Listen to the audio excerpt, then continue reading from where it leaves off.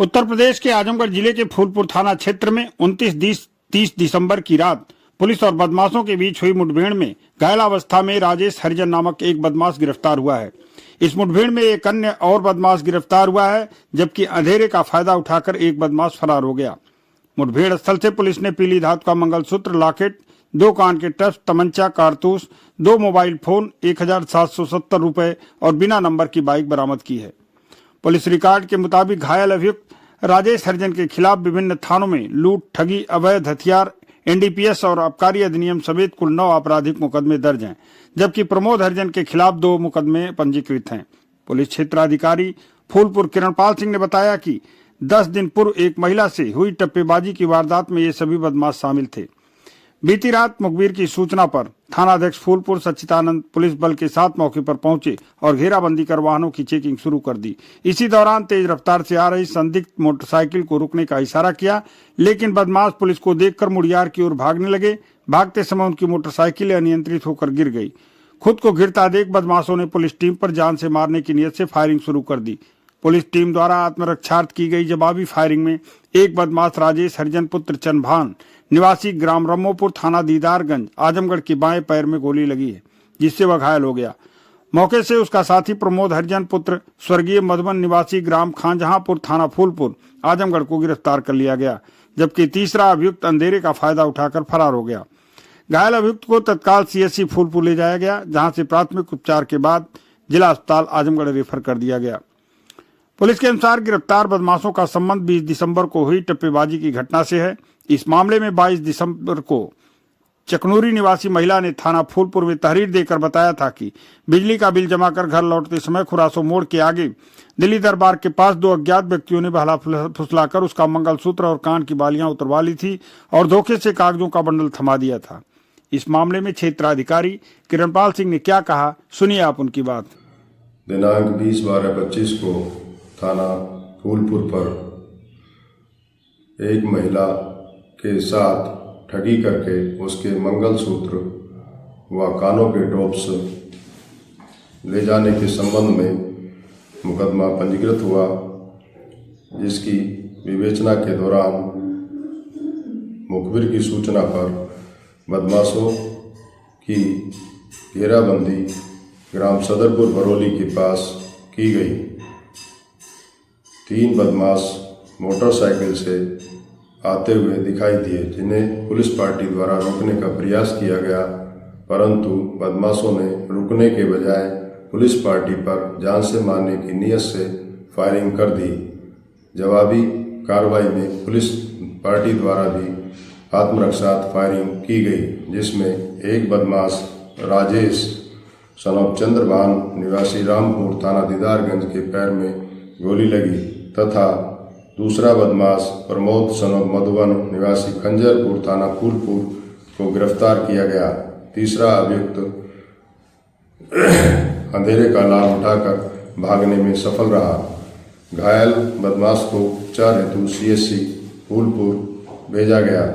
अभियुक्तों के कब्जे से 1 अदद तमंचा 315 बोर, 2 अदद कोका कारतूस, 1 अदद जिंदा कारतूस तथा घटना में ठगी करके लिए गए जेवरात, मंगलसूत्र, कानों के टॉप्स आदि बरामद हुए। विधिक कार्रवाई की जा रही है। आजमगढ़ पुलिस द्वारा सड़क पर प्रदर्शन करने वाले नशेबाजों पर सोमवार को भी कार्रवाई जारी रही। ऑपरेशन सड़क पर सुरूर अभियान के तहत सरायमीर इलाके में सड़क पर नशा कर प्रदर्शन करने वाले कुल 102 व्यक्तियों को आजमगढ़ पुलिस ने हिरासत में लेकर कार्रवाई की। एसपी आजमगढ़ के निर्देश पर सभी थाना प्रभारियों को निर्देश दिया गया है कि नशाकर सड़क पर प्रदर्शन करने वालों के खिलाफ नियमित कार्रवाई जारी रहे। आजमगढ़ शहर के जाफरपुर स्थित सेंट्रल पब्लिक स्कूल आजमगढ़ में मंगलवार को स्कूल हेल्थ एंड वेलनेस विषय पर केंद्रीय माध्यमिक शिक्षा बोर्ड द्वारा शिक्षकों के लिए 2 दिवसीय प्रशिक्षण कार्यक्रम का आयोजन किया गया। इस कार्यक्रम के पहले दिन अलग अलग बिंदुओं के माध्यम से ट्रेनिंग कराई गई, जिसमें कुल 60 शिक्षकों ने सक्रिय रूप से प्रतिभाग किया। सबसे पहले health and wellness of school going children, फिर अंडरस्टैंडिंग मेंटल हेल्थ और अंडरस्टैंडिंग अदर्स इमोशन बिंदु पर चर्चा हुई। इसके बाद टीचर्स ट्रेनिंग प्रोग्राम का शुभारंभ सीबीएस बोर्ड द्वारा नियुक्त मास्टर ट्रेनर विशेषज्ञ अर्चना सिंह, प्रधानाचार्य सनबीम सन सिटी वाराणसी एवं Shilpa Sharma PGT English Sunbeam Sun City Varanasi ने दीप प्रज्वलित कर किया। सीपीएस ग्रुप ऑफ स्कूल के मैनेजिंग डायरेक्टर आजाद अहमद खान ने मास्टर ट्रेनिंग विशेषज्ञों को बुके देकर उनका अभिवादन किया तथा ट्रेनिंग के लिए उपस्थित सभी शिक्षकों को तय subject school health and wellness की जानकारी देते हुए कार्यक्रम का शुभारंभ किया। दोनों रिसोर्स पर्सन ने स्कूल को स्कूल स्वास्थ्य एवं कल्याण की अवधारणा एवं इसकी आवश्यकता और वर्तमान समय में इसके प्रभावी उपयोग के लिए प्रशिक्षित किया गया।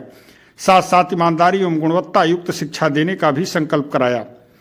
मैडम अर्चना सिंह ने बताया कि स्कूल हेल्थ एंड वेलनेस विद्यार्थियों की मानसिक समझ, दूसरों की समझने की क्षमता और आपसी सहयोग को बढ़ाने का माध्यम है।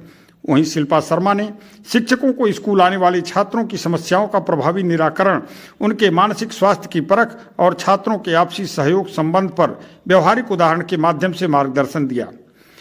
पहले दिन के कार्यक्रम का समापन सहभागियों की सक्रिय सहभागिता और उनके प्रश्नोत्तर के साथ हुआ। सभी शिक्षकों ने इस प्रशिक्षण को अत्यंत उपयोगी एवं ज्ञानवर्धक बताया और सीबीएसई द्वारा आयोजित ऐसे कार्यक्रमों की सराहना की। इस कार्यक्रम के आयोजन में सीबीएसई शिक्षण प्रशिक्षण कार्यक्रम संयोजक central public school Jafarpur Azamgarh की प्रधानाचार्य रेखा सिंह की महती भूमिका रही। इस मौके पर विद्यालय के अलावा अनेक शिक्षक शिक्षणेतर कर्मचारी मौजूद रहे। क्या कहा, सुनिए आप उनकी बात। आज सेंट्रल पब्लिक स्कूल जाफरपुर में सीबीएसई द्वारा 2 दिवसीय training programme school health and wellness पे ऑर्गेनाइज किया गया।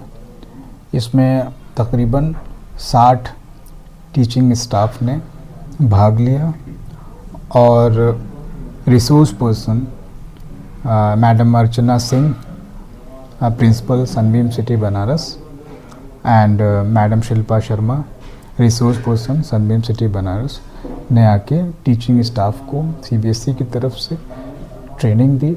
आज ट्रेनिंग का पहला दिन था। उम्मीद है कि इस ट्रेनिंग के ज़रिए जो हमारे स्टाफ सीखेंगे, लर्न करेंगे, वो हम अपने स्कूल की टीचिंग लर्निंग एक्टिविटीज़ में बच्चों के हेल्थ एंड वेलनेस को ध्यान में रखते हुए हम कोशिश करके अपना रोल प्ले करेंगे। पेंचक सिलाट स्पोर्ट्स एसोसिएशन ऑफ आजमगढ़ जिले में संगीत के क्षेत्र में देश विदेश तक अपनी पहचान बनाने वाले हरिहरपुर गांव में भाजपा पदाधिकारी के मकान ढहाए जाने पर अब सियासत तेज हो गई है। आजमगढ़ में जिस भाजपा पदाधिकारी का निर्माणाधीन आशियाना भाजपा सरकार में आजमगढ़ विकास प्राधिकरण ने ढहा दिया, उस पदाधिकारी के पक्ष में अब समाजवादी पार्टी भी लामबंद होती नजर आ रही है। मंगलवार को जिला अध्यक्ष हवलदार यादव के नेतृत्व में सपा विधायकों का एक प्रतिनिधिमंडल आजमगढ़ जिलाधिकारी से मिला और एक पत्र देकर उनसे न्याय दिलाने की मांग की। आपको बता दें कि जिस भाजपा पदाधिकारी का निर्माणाधीन आशियाना ढहाया गया है वह भाजपा किसान मोर्चा मंडल का अध्यक्ष है। इस भाजपा की पदाधिकारी को लेकर अभी 4-5 दिन पहले भारतीय जनता पार्टी के जिला अध्यक्ष ध्रुव कुमार सिंह व भाजपा के अन्य पदाधिकारी भी जिलाधिकारी से मिले और उन्होंने दावा किया कि पीड़ित के साथ न्याय होगा, उन्हें जमीन भी मिलेगी, मकान भी बनाया जाएगा। फिलहाल भाजपा जिलाध्यक्ष ने 1 सप्ताह का समय जिला प्रशासन को दिया है। इस मामले को लेकर मंगलवार को समाजवादी पार्टी का एक प्रतिनिधिमंडल जिलाधिकारी से मिला। जनपद आजमगढ़ में हरिहरपुर में संगीत महाविद्यालय के पास रामजतन गोड़ एवं नामनयन गोड़ के मकान को ध्वस्त कर दिया गया है। रामजतन गोड़ एवं नामनयन गोड़ ग्राम हरिहरपुर, थाना कंदरापुर, तहसील सदर, जनपद आजमगढ़ के मूल निवासी हैं, जिनकी भूमि हरिहरपुर में गाटा संख्या 68 पहले से भूमिधरी है। रामजतन गोड़ एवं रामनयन गोड़ उसी भूमि पर मकान बनवाए थे। 23 दिसंबर 2025 को 5 बजे भोर में भारी पुलिस बल की मौजूदगी में आजमगढ़ विकास प्राधिकरण द्वारा दोनों मकानों को ध्वस्त कर दिया गया। जब उन लोगों ने पूछा तो वहां मौजूद अधिकारियों द्वारा बताया गया कि गांव के कुछ लोगों द्वारा शिकायत किया गया, इन लोगों का मकान बन जाने की वजह से संगीत महाविद्यालय की शोभा खराब हो रही है और आपका नक्शा भी पास नहीं है, जिनकी वजह से ध्वस्तीकरण का कार्य किया जा रहा है। जबकि संगीत महाविद्यालय के निर्माण के लिए गांव में कहीं जमीन नहीं मिल रही थी तो रामजतन गोड़ व रामनयन गोड़ ने अपनी भूमि गाटा संख्या 68 रकबा 0.656 हेक्टेयर में से रकबा 0.200 हेक्टेयर भूमि विनिमय के माध्यम से संगीत महाविद्यालय को दिया, जो कि आज बनकर तैयार है। इन लोगों को जमीन के बदले मौजा आदिपुर में भूमि 4 भागों में दी गई है, जो कि आदिपुर की गाटा संख्या 121 क में है। यदि मकान बनाने के पूर्व में संगीत महाविद्यालय के लिए और भूमि की आवश्यकता पड़ी होती तो उपयुक्त लोगों द्वारा विनिमय के लिए विचार करते यह लोग असहाय सहयोग भी करते। यह लोग निहायत गरीब असहाय व्यक्ति हैं और आमदनी का कोई स्रोत नहीं है। इन लोगों ने मेहनत व कर्ज लेकर अपने जीवन की पूरी कमाई लगा दिया। मकान ध्वस्त हो जाने के कारण वे लोग मानसिक रूप से परेशान हैं। इन लोगों का बड़े पैमाने पर आर्थिक नुकसान हुआ है। समाजवादी पार्टी का प्रतिनिधिमंडल ने मांग किया कि यदि मकान बनाने में पूर्व संगीत महाविद्यालय के लिए और भूमि की आवश्यकता पड़ी होती तो इन लोगों द्वारा विनिमय के लिए विचार भी करके यह लोग और सहयोग करते। यह लोग निहायत गरीब असहाय व्यक्ति हैं और आमदनी का कोई स्रोत नहीं है। इन लोगों ने मेहनत कर्ज लेकर अपने जीवन की पूरी कमाई लगा दिया है। मकान ध्वस्त हो जाने के कारण वे लोग मानसिक रूप से परेशान हैं। इन लोगों का बड़े पैमाने पर आर्थिक नुकसान हुआ है। समाजवादी पार्टी का प्रतिनिधिमंडल ने मांग किया कि गिराए गए मकान की क्षतिपूर्ति दिलाया जाना न्याय हित में आवश्यक है। जिलाध्यक्ष हवलदार यादव ने कहा कि अनुसूचित जात, अनुसूचित जनजात, पिछड़े व अल्पसंख्यक व अन्य कमजोर वर्ग के लोगों के ऊपर जुल्म और अत्याचार किया जा रहा है। भाजपा सरकार में न्याय नहीं मिल पा रहा है। उनके हक में अधिकारों से वंचित किया जा रहा है। भाजपा सरकार तानाशाही सरकार हो गई है। नौकरियों में आरक्षण के नाम पर घोटाला हो रहा है। भाजपा सरकार संविधान को ताक पर रखकर काम कर रही है। छात्र, नौजवान, किसान, बेरोजगार, शोषित, पीड़ित, वंचितों को न्याय न मिल पाने के कारण दर दर की ठोकरें खानी पड़ रही है। प्रतिनिधिमंडल में विधायक दुर्गा प्रसाद यादव, पूर्व सांसद नंद किशोर यादव, विधायक बेचई सरोज, जिला पंचायत सदस्य पप्पू यादव, पूर्व विधान परिषद सदस्य कमला प्रसाद यादव सहित कई लोग मौजूद थे। इन लोगों ने क्या कहा, सुनिए आप उनकी बात। ये जो कार्रवाई हुई है ये ठीक नहीं है। अध्यक्ष जी हमारे खुद आपके सारी बातें आपको बता दिया, मैं दोहराना नहीं चाहता हूँ, मगर इनको मौका देना चाहिए था।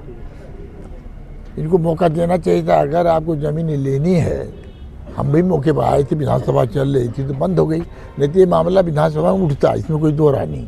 कहना ये था कि मुख्यमंत्री का आवागमन हम बता रहे हैं, तो इनकी ज़मीन है। मैं मौके पर गया तो देखा भी मिले थे, सब लोग रहे। तो भैया ज़मीन इनकी अगर लेना है तो आप मुआवजा दे दीजिए, कौन रोका है? उसमें से 18% हम दिए, ये 18% बता रहे हैं कि दिए भी हम हैं। शेष बची है उसमें अब शेष जमीन अपन बनाए थे, तो जब ये मकान कह रहे हैं कि नक्शा नहीं है, तो जब नक्शा नहीं है तो आप पहले रोक देना चाहिए। आपका जो ये विभाग है, विकास प्राधिकरण जो है, जब मकान कहीं मिलता है तो 3-4 थे इससे CID लगाए हैं कि तुरंत पहुँच के खबर दे देते हैं कि यहाँ मकान बन रहा है, तो जा कर के अपना रुकवा देते हैं। जब अपना मिल उल जाता है फिर बनाओ, क्यों हम रोकेंगे? किसका नक्शा पास है भाई बता दीजिए। गांव में जाइए देखिए, हर जगह किसी का नक्शा नहीं पास। तो इस तरह से गिराने लगेंगे तो पूरा गांव का गांव साफ हो जाएगा। तो ये अब कहना है सरकार का, भाई ये हैं मदद उनके हैं। अब जिलाधिकारी से क्या आश्वासन मिला आप लोगों को? आश्वासन उन्होंने कहा कि इनको जो नुकसान हुआ है उसकी क्षतिपूर्ति किया जाए। उन्होंने कुछ आज अध्यक्ष जी ने आपके सामने कहा भी किया है। उन्होंने कुछ कहा आप लोगों उन्होंने वो आश्वासन दिया है कि नहीं ठीक, हम कोई रास्ता निकालेंगे, देखिए क्या करते हैं। वो तो अलग बात है, वो तो देंगे, बशर्ते कि इनको मौका देना चाहिए था कि अगर आपके मकान गिरने जा रहा है, आपका नक्शा नहीं पास है, तो कुछ बुलाते, अपनी बातें कहते। फिर अगर गिराना था तो दिन में क्यों नहीं गिराए? ये लोग भोर में गिराए, 4 बजे भोर में गिराए। कोई ऐसा पड़ रहा था कि आप पूरी पुलिस लगा के चारी ओर से गिरवा दिया, गिराने का काम किया। तो संस्कृति विद्यालय बना है, वहाँ पर संगीत विद्यालय है, वो अपना सीखेंगे, नाटक करेंगे, जो भी हो वहाँ। तो पहले तो अपनी पार्टी ने उनको दिया था, जब माननीय अमर सिंह थे तब उन्होंने 10 लाख रुपया दिया था इसी विद्यालय के लिए। 1.5 करोड़ बताओ, हम 1.5 करोड़ 10 लाख वो दिए थे, 1.5 करोड़ पहले का था। आज बन के तैयार है।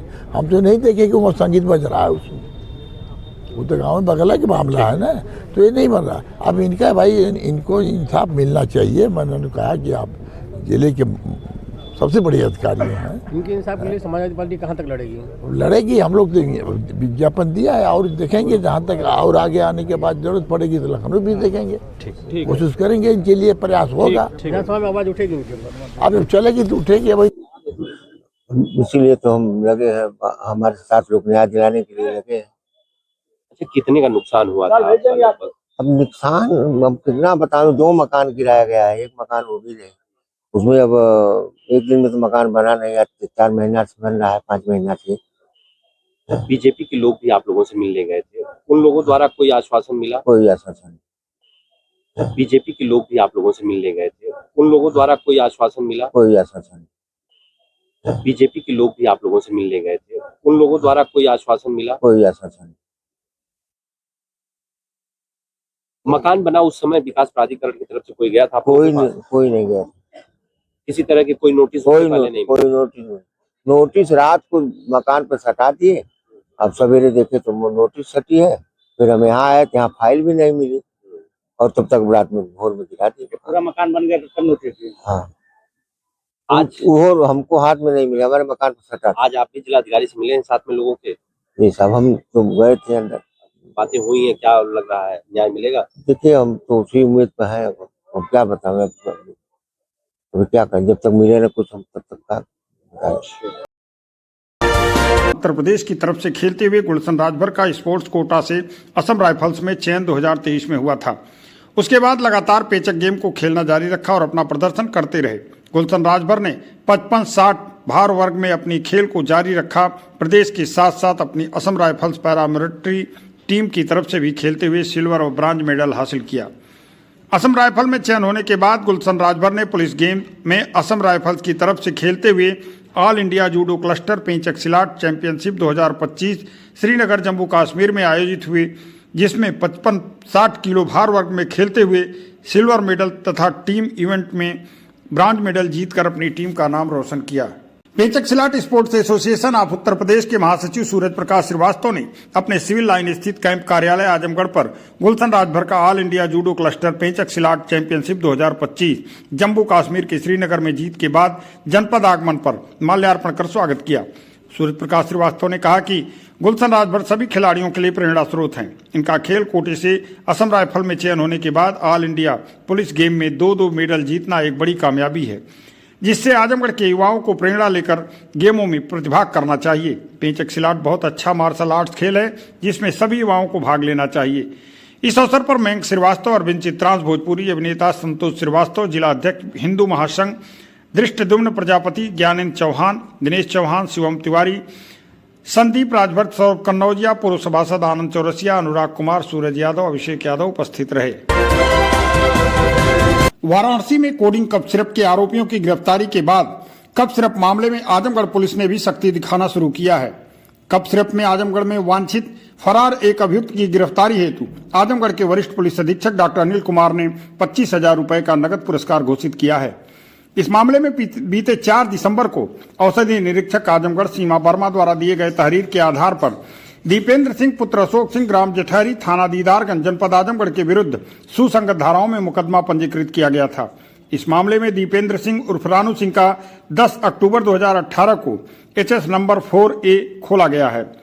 दीपेंद्र सिंह उर्फ रानू सिंह 10 अक्टूबर 2018 को एचएस नंबर 4A खोला गया तथा उसके विरुद्ध विभिन्न थानों में हत्या के प्रयास, arms act, gangster act, IT act, SC/ST act एवं अन्य गंभीर धाराओं में कुल 12 अभियोग पंजीकृत हैं। अभियुक्त दीपेंद्र उपयुक्त वर्तमान समय में फरार चल रहा है, जिसके क्रम में 27 दिसंबर को वरिष्ठ पुलिस अधीक्षक आजमगढ़ डॉक्टर अनिल कुमार द्वारा थाना दीतारगंज पर पंजीकृत मुकदमे में वांछित फरार एक अभियुक्त दीपेंद्र सिंह पुत्र अशोक सिंह ग्राम जेठहरी थाना दीदारगंज जनपद आजमगढ़ की गिरफ्तारी हेतु जनपद स्तर से अभियुक्त पर 25,000 रुपए का इनाम घोषित किया गया है। थाना दीदारगंज के अंतर्गत कोडन कप सिरप मामले में एक अभियोग पंजीकृत किया गया था, जिसमें औषधि निरीक्षक की तहरीर पर सुसंगत धाराओं में अभियोग पंजीकृत किया गया था विपिंद्र सिंह के ऊपर। विपिंद्र सिंह लगातार फरार चल रहे हैं, उनके ऊपर पुलिस अधीक्षक महोदय द्वारा 25,000 का इनाम घोषित किया गया है। विवेचना के क्रम में अग्रिम कार्रवाई की जा रही है, जल्द से जल्द उसकी गिरफ्तारी की जाएगी। सर, इस मामले में इस तरह से संलिप्त था? देखिए, उसके नाम से AS फार्मा फर्म रजिस्टर्ड थी और सारी जो ट्रांजैक्शन है उसी के नाम से हुई हैं। इसके अलावा उनके अन्य लिंक जो भी सहयोगी रहे हैं उन सबको हम लोग विवेचना क्रम में तलाश कर रहे हैं। जो भी तथ्य आगे प्रकाश में आएंगे उनके अंदर उनकी गिरफ्तारी के लिए कौन कौन से टीम गठित किए गए हैं? उनकी गिरफ्तारी के लिए कई टीमें गठित की गई हैं। 3 टीमें लगातार काम कर रही हैं। हमारी साइबर टीम भी उसकी बैंक अकाउंट की एनालिसिस कर रही है। CDR की भी हम लोग एनालिसिस कर रहे हैं और सभी तथ्यों पर गहराई से जाँच कर रहे हैं। जिला आंगनवाड़ी कर्मचारी संघ आजमगढ़ उत्तर प्रदेश ने बाल विकास जिला कार्यक्रम अधिकारी आजमगढ़ को लिखे गए एक पत्र में अनुरोध किया है कि कड़ी सर्दी व कड़ाके की ठंड को देखते हुए बेसिक शिक्षा परिषद के नियंत्रण में संचालित परिषदीय सहायता प्राप्त सभी बोर्ड के इंटरमीडिएट तक के स्कूल बंद कर दिए गए हैं, लेकिन आंगनबाड़ी केंद्रों द्वारा किए जा रहे संचालन के तहत 3 वर्ष से 6 वर्ष की आयु के बच्चे प्राथमिक विद्यालयों में आ रहे हैं। महिला आंगनबाड़ी कर्मचारी संघ के जिला अध्यक्ष नीतू पांडे ने कड़ाके की ठंड को देखते हुए छोटे बच्चों के हित में बाल विकास का जिला कार्यक्रम अधिकारी से अवकाश घोषित किए जाने की मांग की है। मैं महिला आंगनबाड़ी कर्मचारी संघ से नीतू पांडे जिला अध्यक्ष बोल रही हूँ। हम लोग आज ये विज्ञापन देने आए हैं ठंडी की छुट्टी के लिए। सरकार हम लोगों को प्राइमरी से जोड़ दी है, तो जब प्राइमरी बंद है तो हमारे भी बच्चे स्कूल आने में असमर्थ हैं, वो आ नहीं पाते हैं। प्राइमरी के बच्चे 1 से जो छोटे हैं वही हम लोग पढ़ाते हैं। वो बहुत छोटे ननिहाल बच्चे आने में ठंड लगती है, उनको बीमार पड़ जाते हैं। इसलिए हम लोग विज्ञप्ति देने आए कि जब तक प्राथमिक विद्यालय बंद रहेगा तब तक आंगनबाड़ी केंद्र बंद रहेगा। उसके अलावा हम लोग सारा काम करेंगे, चाहे BLO का हुआ, चाहे टीकाकरण हुआ, चाहे ओजन करना हुआ या FRS करना हुआ, सारा काम करेंगे, लेकिन पठन का काम बंद रहेगा। बच्चों को क्या परेशानी आ रही है? छोटे बच्चे तो ठंड लग रही है ना, दूर से आते हैं बच्चे। जब बड़े बच्चे नहीं आएंगे तो छोटे बच्चे आएंगे ही नहीं केंद्र में हमारे। अब वही बच्चे आते हैं जिनके बड़े बच्चे पढ़ने आते हैं, तो छोटे बच्चे साथ में आते हैं। क्या सोशल मिलाद बोले ठीक है, आज हो जाएगी। सर बोले हैं कि आज से छुट्टी हो जाएगी। आप लोग जब तक प्राइमरी बंद रहेगा तब तक आप लोग भी अपना बंद करिए, बाकी कार्य आप लोग अपना करते रहिए ऑनलाइन डिजिटल। आजमगढ़ जिले की सगड़ी तहसील अंतर्गत नरईपुर गांव में पूर्व मुख्य चिकित्सा अधिकारी डॉक्टर AK मिश्रा के परिवार में अपने माता पिता की आत्मा की शांति के लिए गया, जगन्नाथपुरी, नैमिषारण्य के अलावा उत्तराखंड के चारों धाम पर पिंडदान व यात्रा के बाद श्रीमद् भागवत कथा का भव्य आयोजन किया गया है। यह धार्मिक आयोजन बीते 24 दिसंबर से अनवरत चल रहा है, जिसकी पूर्णाहुति एवं महाप्रसाद भंडारा नए वर्ष में आगामी 1 जनवरी 2026 को होगा। प्रतिदिन चलने वाले इस भागवत कथा के अवसर पर प्रतिदिन सायंकाल गांव में कथा के बाद बृहद भंडारे का भी आयोजन किया गया है, जिसमें हजारों महिला पुरुष श्रद्धालु प्रसाद ग्रहण कर रहे हैं। इस विशाल धार्मिक आयोजन को पूर्व मुख्य चिकित्सा अधिकारी डॉक्टर AK मिश्रा और उनके अनुज, जिले के वरिष्ठ अधिवक्ता OP मिश्रा व उनके परिवारजनों द्वारा संपन्न कराया जा रहा है। कथा का प्रवचन महान संत रामविलास वेदांती जी के शिष्य धार्मिक नगरी अयोध्या से पधारे प्रेम मूर्ति संत सर्वेश जी महाराज द्वारा किया जा रहा है और इस भागवत कथा के माध्यम से इस इलाके के सभी लोगों का सानिध्य प्राप्त हो रहा है। दूर दराज से आए महिला एवं पुरुष श्रद्धालु बड़ी संख्या में भाग लेकर कथा श्रवण एवं प्रसाद ग्रहण कर रहे हैं। आयोजन को लेकर क्षेत्र में भक्तिमय माहौल बना हुआ है। इस भागवत कथा की तैयारी में नेपाली जी महाराज बाबा का है, जो पूरे तन्मयता से इस भागवत कथा के महात्म्य को कह रहे हैं और इसका भावार्थ प्रेम मूर्ति संत सर्वेश जी महाराज बता रहे हैं। कार्यक्रम के उद्देश्य और महत्व को लेकर पूर्व मुख्य चिकित्सा अधिकारी डॉक्टर AK मिश्रा एवं वरिष्ठ अधिवक्ता OP मिश्र ने बताया कि ऐसे धार्मिक आयोजन समाज में संस्कार, एकता और आध्यात्मिक चेतना को मजबूत करते हैं, परिवार में सुख और शांति मिलती है। उन्होंने क्या कहा, सुनिए आप उनकी बात। भागवत कथा मेरी एक परिकल्पना थी कि 60 वर्ष की आयु प्राप्त करने के उपरांत 2 वर्ष माता पिता के लिए दिया जाएगा। तो मैंने जब मेरे 60 वर्ष की उम्र पूरी हुई तो मैंने गया जी और जगन्नाथपुरी की यात्रा करके माता पिता के आत्मा की शांति के लिए पिंडदान किया, उस समुद्र में तर्पण किया और वहां से लौटने के पश्चात नैमिषारण्य में पिंडदान किया। फिर मैं 2025 मई में उत्तराखंड के 4 धाम गंगोत्री, यमुनोत्री, केदारनाथ धाम और बद्रीनाथ में जाकर के माता पिता का पिंडदान करने के उपरांत ये भागवत कथा सुनने, श्रवण करने का एक हमारे यहाँ सुस्थापित व्यवस्था है शास्त्र में। उसके निमित्त हम लोगों ने अपने बड़े भाई से मशविरा करके उनकी अनुमति से इस कार्यक्रम का आयोजन किया गया और गांव पे अपने पैतृक निवास पे अपने माता पिता के याद में ये भागवत कथा आज 5वां दिन इसका पूर्ण हुआ है और ये बहुत ही सफल कार्यक्रम हमारी जानकारी में जो मैं महसूस कर रहा हूँ, क्योंकि 5 दिन से जब से कथा प्रारंभ हुआ हमारे गांव में किसी के घर चूल्हे नहीं जलाए गए। सब लोग, पूरा गांव इस भगवत कथा के आयोजन में व्यस्त है और अपने को इतना व्यस्त कर दिया कि एक ही स्थान पे पूरे गांव का प्रसाद बन रहा है और पूरा गांव भोजन कर रहा है यहाँ। प्रत्येक दिन ये प्रेम मूर्ति संत सर्वेश जी महाराज अयोध्या के वेदांती जी के शिष्य हैं, जो पूर्व सांसद जिनका अभी निधन हुआ है उन्हीं के शिष्य हैं। और इनसे मैंने 4 साल पहले ही ये कह दिया था कि मैं जब गया जाऊंगा तो मैं आपसे ही भागवत कराऊंगा, और ईश्वर ने ठाकुर जी की कृपा से ये भी मेरी कल्पना सिद्ध हुई। मैं जब लौट के आया तो मैंने इनको व्हाट्सएप पे संदेश भेजा, तो इन्होंने कहा कि वकील साहब प्रोग्राम तो बहुत पूर्व से तय है और कथाकार हैं, और सारे कथा का आयोजन हमारे पूज्य गुरु जी सरकार नेपाली जी महाराज भागवत महात्म की पूरी कथा हमारे गुरु जी महाराज और उनके शिष्य वैदिक तरीके से विधि विधान से कर रहे हैं, और कथा का भावार्थ हमारे सर्वेश जी महाराज द्वारा सुनाया जा रहा है। पूरा क्षेत्र संगीतमय और कथा में लीन हो चुका है। पूरे क्षेत्र की जनता का मैं बहुत बड़ा आभारी हूँ। सभी लोग इसमें पूरा सहयोग कर रहे हैं, कथा का श्रवण कर रहे हैं। कथा का आयोजन मेरे माता पिताजी की स्मृति में दया जी के दर्शन करने के बाद ये दिनांक 24 से लेकर 31 तक इसका आयोजन हुआ है, और 1 जनवरी 2026 को महाप्रसाद है।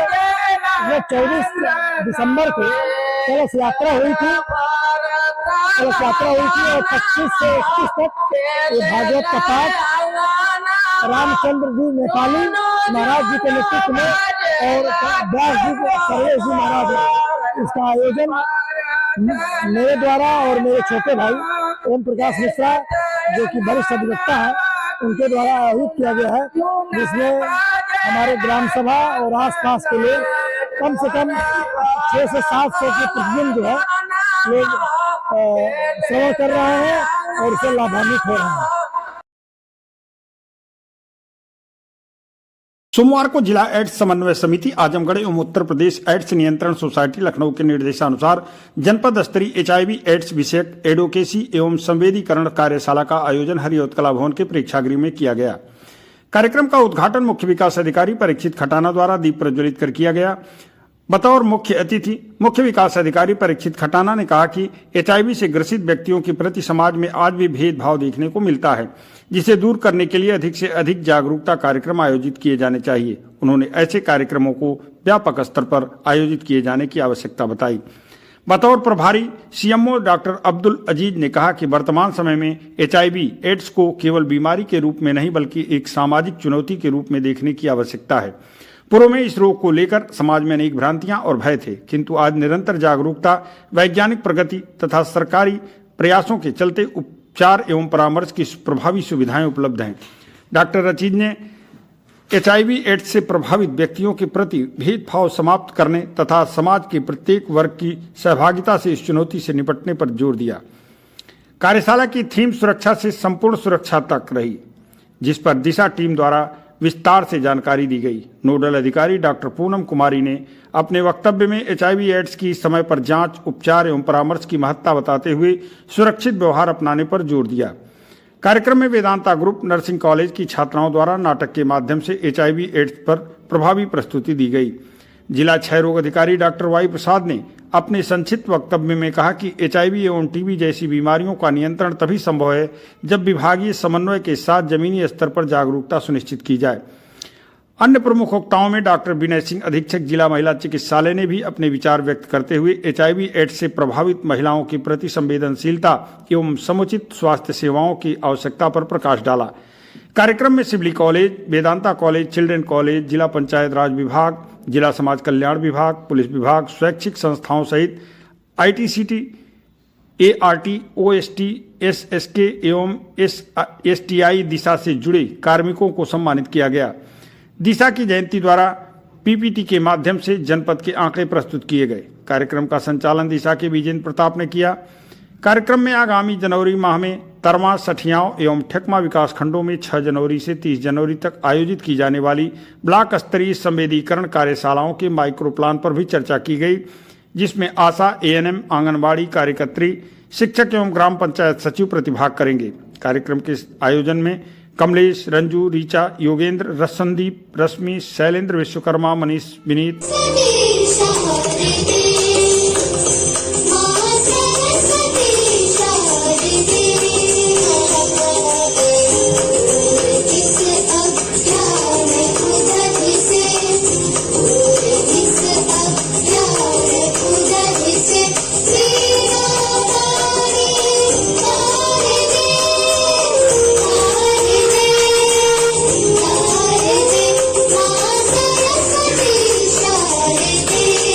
अरे भाई चल, डांस शुरू हो गए हैं यार। चल भाई चल चल चल चल।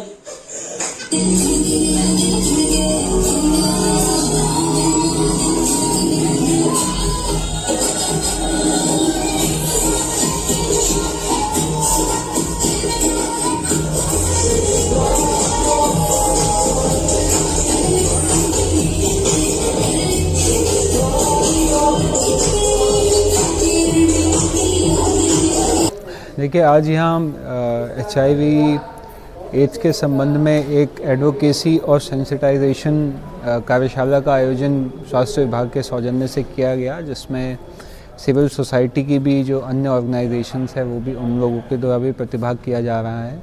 बेसिकली जो HIV के संबंध में हम लोगों के समाज में कुछ भ्रांतियाँ हैं, कुछ ट्रीटमेंट से संबंधित जो हम लोगों की अप्रोच होनी चाहिए, प्रिवेंशन से संबंधित जो अप्रोच होनी चाहिए, उसके विषय में लोगों को जागरूक करने का एक कार्यक्रम है। इसमें हम लोगों के जो डॉक्टर साहिबान हैं वो भी अपनी तरफ से सेशंस कुछ इसमें अपने वो देंगे। उनके अलावा जो अन्य ग्रुप कुछ आए हुए हैं उनके द्वारा इसमें पार्टिसिपेट किया जाएगा और लोगों को अवेयर किया जाएगा। और मेरा सबसे ये आप मीडिया के बंधुओं से भी ये निवेदन है कि आज की कार्यशाला के विषय में ज़्यादा से ज़्यादा आप भी प्रचार प्रसार करें, ताकि लोगों में ये मैसेज, जो पॉजिटिव मैसेज है, वो जाए निकल कर। ये एड्स का कार्यक्रम इसलिए चल रहा है कि जो अभी सभी लोगों ने बताया कि बहुत ज़्यादा भ्रांतियाँ हैं कि एड्स जो है छुआछूत और इस तरीके से साथ में बैठने खाने से होता है। इस सभी चीज़ के लिए मैसेज दिया गया है कि ये ऐसी बीमारी नहीं है और इस तरीके से लोगों को समाज से बहिष्कृत न करें। इसमें जो है हमारे मुख्य अतिथि CDO साहब ने भी बहुत ज़्यादा प्रकाश डाला एड्स के बारे में, और वेदांता स्कूल ऑफ नर्सिंग के बच्चों के द्वारा जो है एक स्किट के माध्यम से एड्स की जागरूकता के लिए बताया गया।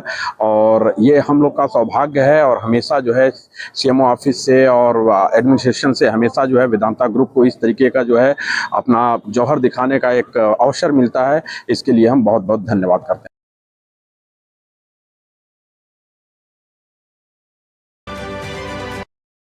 आजमगढ़ शहर में मोहल्ला कोट किला स्थित हजरत सैयद अली शाह बाबा का उर्से पाक बड़े ही हर्षोल्लास के साथ मनाया गया।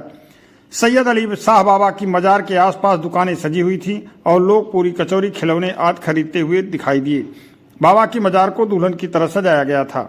इस अवसर पर मोहल्ला गुलामी का पुरा स्थित वकील अहमद मुतवल्ली के आवास से चादर व गागर का जुलूस निकाला गया, जो गुलामी का पूरा होते हुए बाज बहादुर सरदार खान की मस्जिद होते हुए कोट किला स्थित सैयद अली शाह बाबा की मजार पर चादर चढ़ाई गई एवं मिष्ठान के साथ दुआएं मांगी गई। इस अवसर पर उर्से पाक के मुतवल्ली वकील अहमद ने बताया कि यहाँ पर दूर दराज से आए हुए जायरीनों की मुरादें पूरी होती हैं एवं मिष्ठान चढ़ाया जाता है। उन्होंने यह भी बताया कि यहाँ पर हर वर्ग के लोग आते हैं और उनकी मुरादें पूरी होती हैं। यहाँ पर हिंदू मुस्लिम एकता की मिसाल कायम होती है। लंगर खाने के देर शाम जलसे का कार्यक्रम हुआ। उसके बाद कव्वाली का भी कार्यक्रम प्रारंभ हुआ, जो देर रात तक चलता रहा। इस अवसर पर वकील अहमद मुतवल्ली, शहजादे आजमी, समीर अहमद, मोहम्मद आरिफ खान, जहीर अहमद खान, नगमान खान, आरिफ रियाज अहमद, मोहम्मद सैफ फरमान खान, अमीर अहमद, नदीम आदि लोग उपस्थित रहे। इस मौके पर क्या कहा, सुनिए आप उनकी बात। ये राजा साहब के किले में हजरत सैयद अली के नाम से एक हजरत है, उन्हीं के नाम से हर साल उर्स मनाया जाता है। ये क्या जुलूस भी निकालेंगे? नहीं, बस ये चादर जाएगी टहलते हुए मोहल्ले से और किले में जाएगी, हजरत के यहाँ पेश हो जाएगी। रूट क्या है जुलूस का? ये गुलामीपुरा से होते हुए, बाज बहादुर होते हुए, सरदार खां की मस्जिद होते हुए और किले में हम लोग निकलेंगे। किले में से राजा साहब के किले में जाएंगे, हजरत सैयद अली की बारगाह में ये चादर पेश हो जाएगी। कहाँ से लोग आ रहे हैं? कुछ शहर के भी हैं, बिलरिया के भी हैं, सागर के भी हैं, चांदपट्टी के हैं, बहुत फरिया सराय मीर। चादर पोछे के बाद क्या कार्यक्रम होगा? चादर पोछे के बाद फिर ऐसा बात कव्वाली का प्रोग्राम होता है।